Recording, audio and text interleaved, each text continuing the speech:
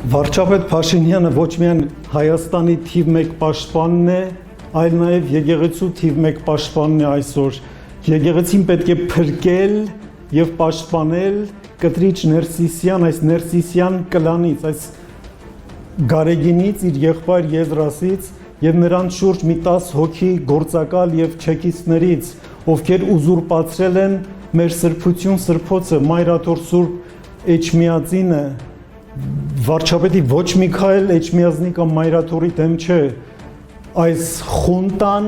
Գարեգինի կտրիչի խունտան ծառայում է օտար երկրի, նրանք հավաքագրված գործակալներ են։ Վարչապետը ունի անսահման անասելի մեծ պատասխանատվություն Հայաստանի Հանրապետության եւ նրա քաղաքացիների առաջ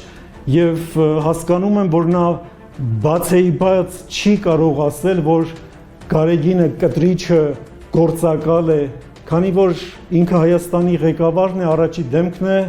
նա պետք է դիվանագիտական խողովակները բաց պահի Հյուսիսի հետ եւ հարաբերության մեջ լինի։ Ես այդ կաշկանդվածությունը չունեմ եւ հստակ ասում եմ։ Հավանիր տեսանյութը եւ բաժանորդագրվիր նորությունները բաց չթողնելու համար։